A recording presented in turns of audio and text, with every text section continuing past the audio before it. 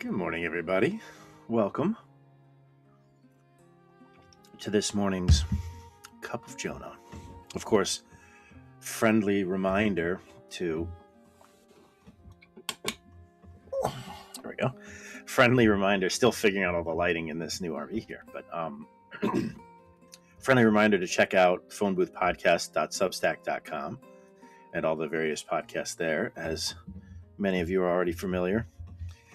Before I get into today's chapter it's called On Divine Perfection, as you may have noticed from the title. Now, before I get there, I want to take a step back because today is a pivotal chapter. Today ends an entire section that we've been working through.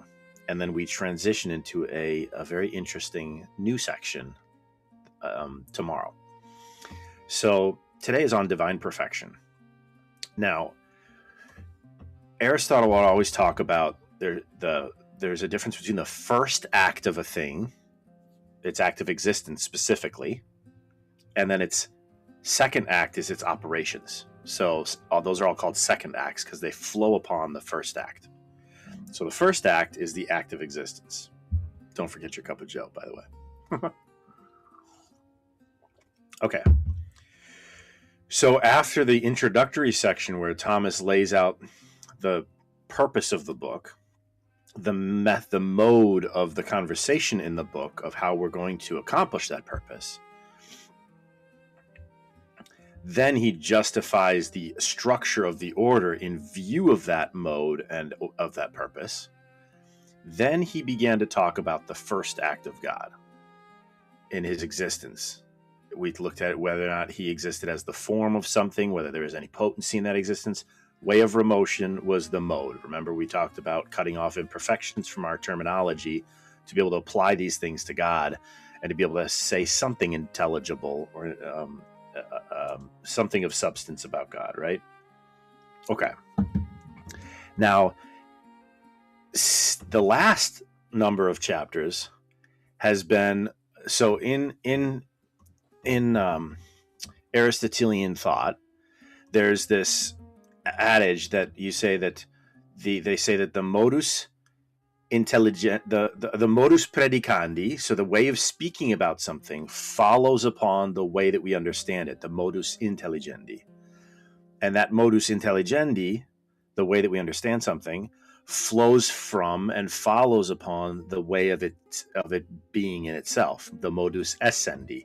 So the modus essendi is the way something is in itself, leads to the modus intelligendi, how we understand it, and then the modus predicandi flows from our mode of understanding. So you can see kind of like this succession, this flow of information that terminates in the way we speak about something. So since chapter 13, when the existence of God was established, the last 12 chapters have been all about the modus essendi. Is God simple? Is there imperfection? Is there potency? Is he the form of something? Is he the same as his essence, right? All those questions you can kind of bundle into one group and label it modus essendi. It's the way of being of God, okay? Today is the last one of that group. Once that's bundled up and we're like, okay, now we transfer to modus intelligendi. That'll be tomorrow. And that's where the title of that chapter I've teased a few times already because I'm excited for it, on the likeness of creatures to God. So how can we understand anything about this supreme being? Modus intelligendi. That's what that chapter is, a standalone chapter, and it's the only one in its group of modus intelligendi. Then we'll transition to modus predicandi. How do we speak about God? What words do we use? How do we use those words? Why can we use those words? What words shouldn't we use? What are we not saying? So, and this is again in an effort to, by understanding the flow of information and the structure of those realities, the modus essendi down to the modus intelligendi, and then the way that we speak about it, modus predicandi, those Three things flow from each other, and by getting that flow correctly and making sure we truly understand what that dynamic makes it so that then when we do speak when we do speak predicandi, then we can speak accurately. So as he said in De Interessentia, or on being in essence, the small error in the beginning leads to great errors in the end. So this whole preparatory groundwork section, and then this transition section right here that we're heading into, is all so that we can make sure that when we use words about the divine, we use them accurately, and we know exactly what we are, what we can and cannot say, what we are and are not claiming. So this is all in an effort to have a very rigorous scientific discussion as we continue from this point on. So these are all super foundational chapters, but I think that that's a delightful, the reason I wanted to lay that out for you guys is because it shows, it underlines what a wonderful teacher he is, because he understands and respects and is speaking to and actually building a foundation, respecting that flow of knowledge from how something is, namely God in this case, how the mode that it exists, and then the mode that it's in our mind, and then the mode that we speak about it. And because he's respecting that flow, it that's how he addresses it in the book, which is fantastic. So just shows you what a brilliant teacher he is. All right, on the divine perfection.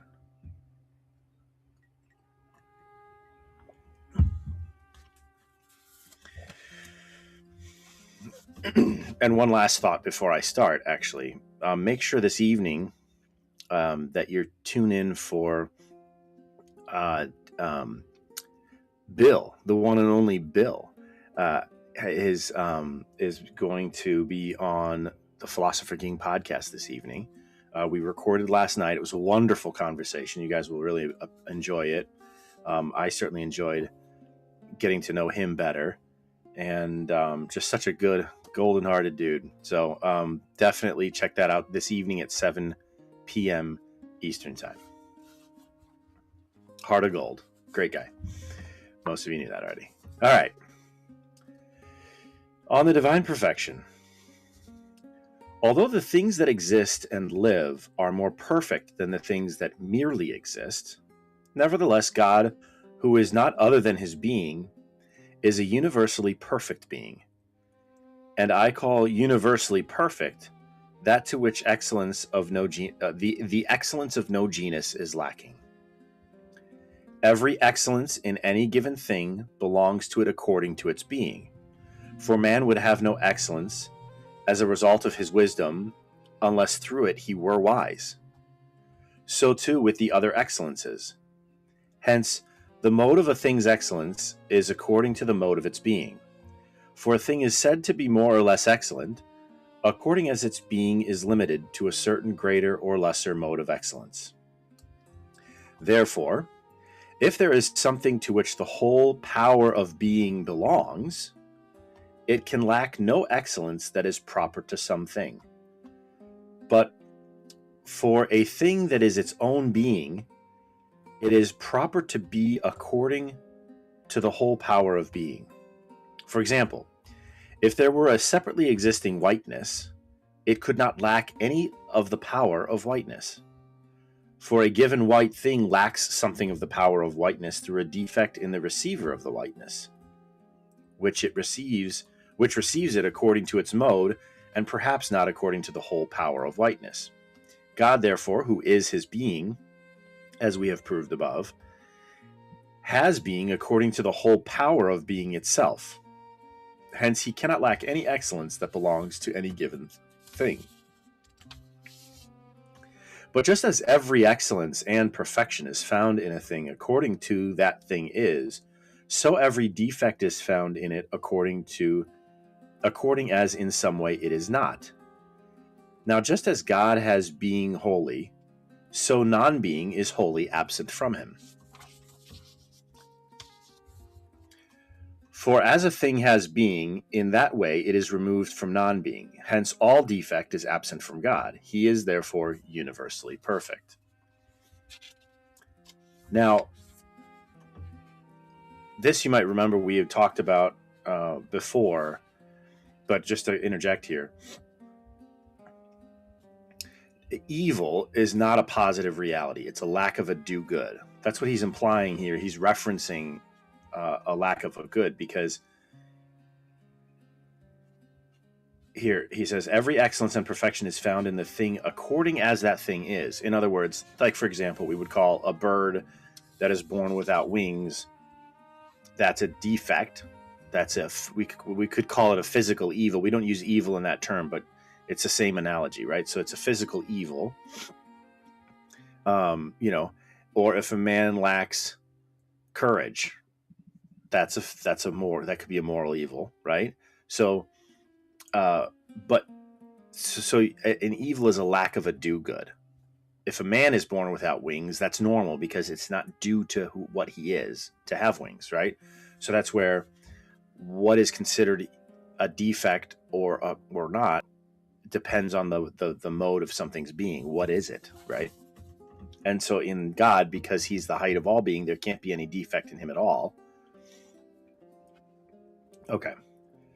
Those things that merely exist are not imperfect because of an imperfection in absolute being, for they do not possess being according to its whole power. Rather, they participate in it through a certain particular and most imperfect mode.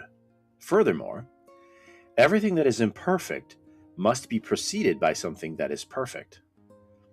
Thus, the seed is from the animal or the plant. The first being must therefore be most perfect. But we have shown that God is the first being.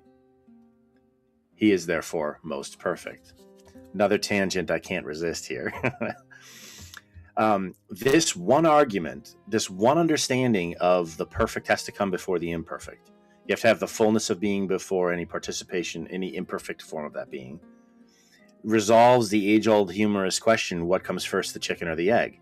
Well, whatever is actually fully a chicken must come first because it's fully in act, and only through that full act of being chicken can it reproduce chickens.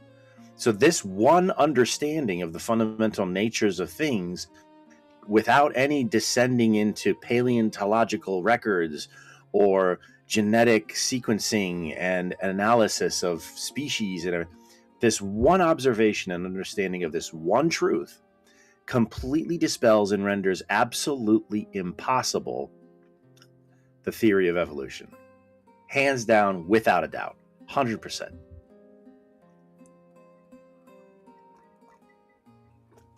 So this is the beauty about these truths that we're talking about, is they seem abstract in some way, but when you realize their application renders simple so many things that could be complicated or confusing. Again, each thing is perfect according as it is in act, and imperfect according as it is in potency and lacking act. Hence, that which is in no way in potency, but is pure act, must be most perfect. Such, however, is God. God is therefore most perfect. Nothing, moreover, acts except as it is in act. Hence, action follows the mode of act in the agent. It is therefore impossible that an effect be brought forth by an action, be of a more excellent act than is the act of the agent. The agent is that cause that brings something to be, right? On the other hand, it is possible that the act of the effect be less perfect than the act of the efficient cause. The efficient cause is another term for agent. Agent cause, efficient cause. So the agent more usually refers to that which is responsible for the efficient cause, if that makes sense. Since an action can become weakened through the effect in which it terminates. Now, in the genus of the efficient cause, there is a reduction to one cause called God, as is evident from what we have said, That was back in, where was that? That was chapter 13, I believe, back when we talked about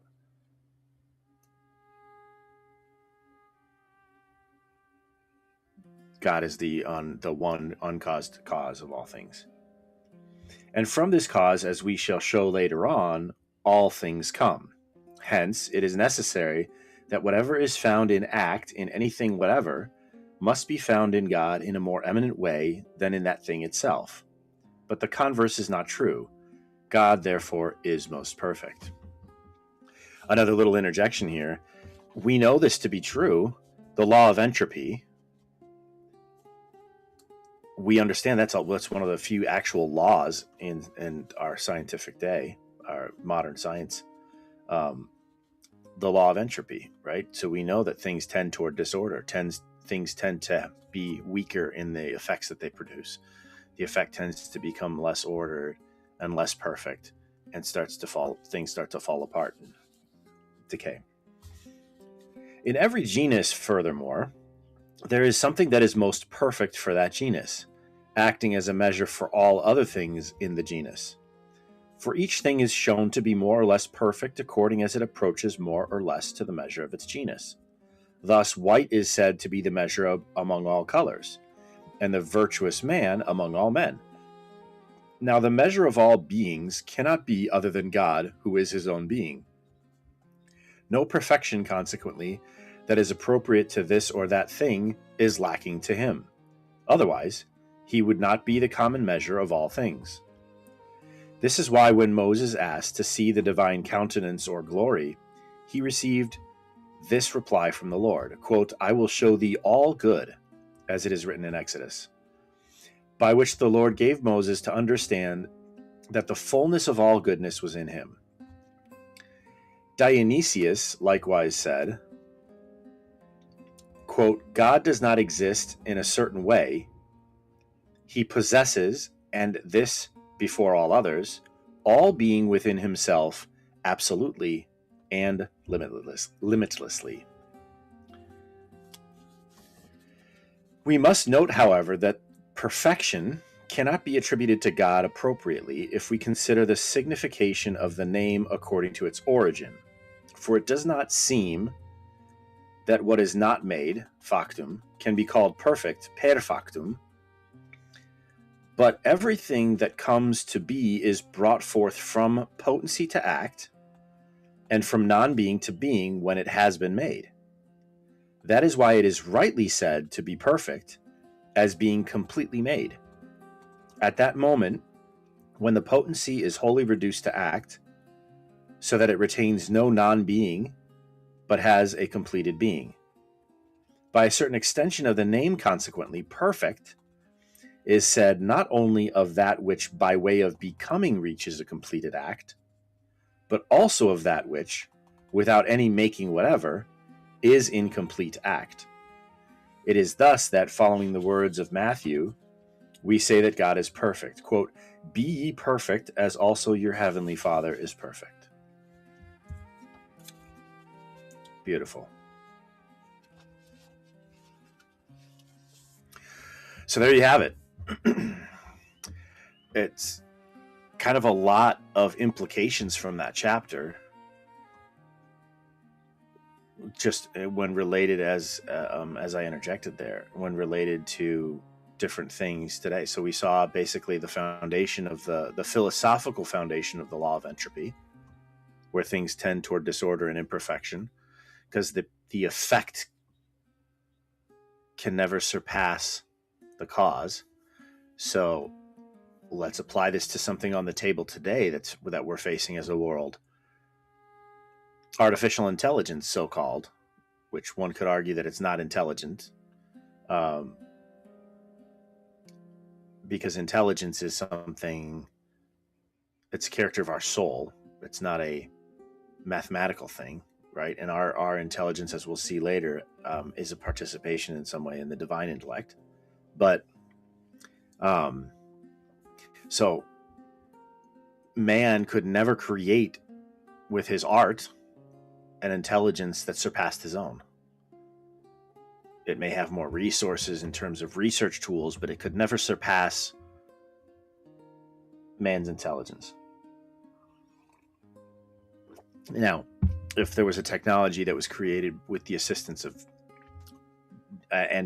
fallen angelic creatures, then perhaps, but it couldn't surpass the creator, right? Whoever created that art form, that artificial tool, it can't surpass their intelligence. So if it ever does surpass man's intelligence, truly, which I don't believe it can or will ever, but if it did, then it would be the product of demons, not of men, because demons surpass our intelligence, which we'll see. I'm kind of getting ahead of ourselves philosophically, but it's interesting to apply some of these truths that we're understanding more precisely, because I think we all know this. We all know in our experience, in our heart, in our gut, we know that we didn't come from animals. We know that when we make something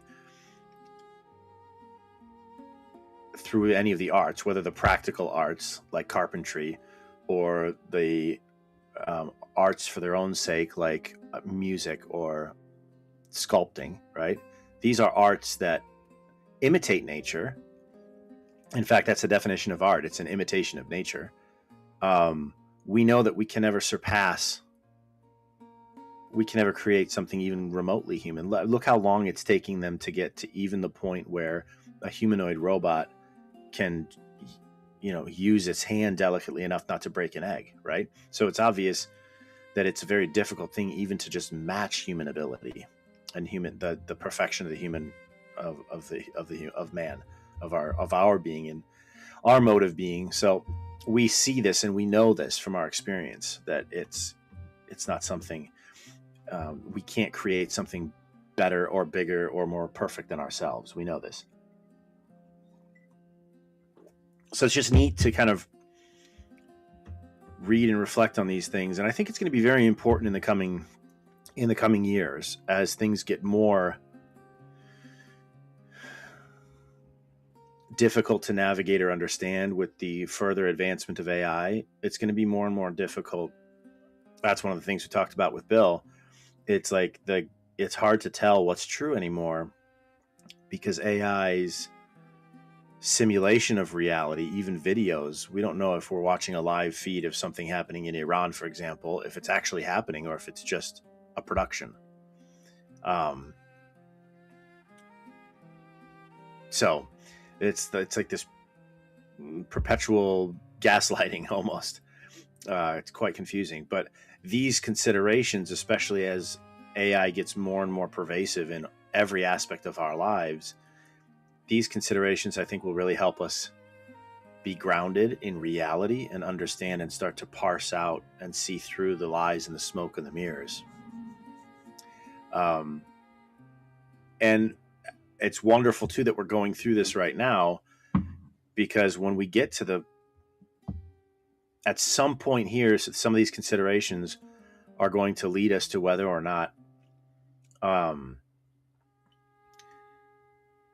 we can apply some of these considerations down the road to the question of whether or not is extraterrestrial life, and this disclosure is that is now being talked about by this administration of these UAPs and everything. If there's what are those beings, if they exist? So very interesting. So I think it's perhaps more relevant today than it was 10 years ago.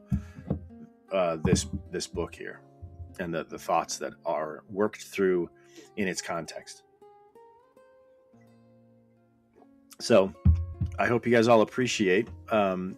It's a beautiful opportunity to reflect on these things and to really look. A lot of the stuff in here we've all known and thought of before in some way. Maybe not this precisely with this precise philosophical terminology, but a lot of this stuff, like, okay, God is perfect. Okay. Yeah. But what exactly do we mean by that? Yeah. God is the cause of all things, creator of all things. Okay. Yeah. But what exactly do we mean by that? So by ordering the knowledge and these truths and clarifying our perception and understanding of them, And as we continue to build on this foundation of information and knowledge and considerations, as he's doing with us, as I explained in the beginning, if you missed it, watch the beginning of this, because I summarized the order of, because today ended a section that I explained, but I definitely recommend it, because if you were a little late to showing up this morning, because it's so important to see the order and the structure in our knowledge that's being, because you remember, a teacher has two main objectives. One is to order knowledge that's already within us, and two is to introduce new ideas. So we've been ordering, like I said, a lot of these things we may have already known or believed or understood to be true, but by ordering the ideas so that they fit together as a firm foundation, it becomes much easier the subsequent considerations that build upon that. And then when you're shown a lie that contradicts any of those things, it's easy to identify. You know, in coinage back in the day, right? Or I guess you could say with the dollar bills now, but let's go back to when they used coins. That's an easier thing to kind of, but like, so in order to understand whether a coin is a true coin or if it's a counterfeit, what do? Do you study all the counterfeits? No, because by study there's a potential infinite number of variations and imperfections in a counterfeit. What do? You study the true authentic coin or dollar, right? You study the true authentic coin. And so if you know that coin, the true coin, so well, you can spot a counterfeit like that. Oh, you see, this ridge is a little off. That's not supposed to be that way. The weight is slightly off. The discoloring over here is off. This engraving here is slightly, right? You get the point. So by studying the authentic coin, we can more easily identify any counterfeit.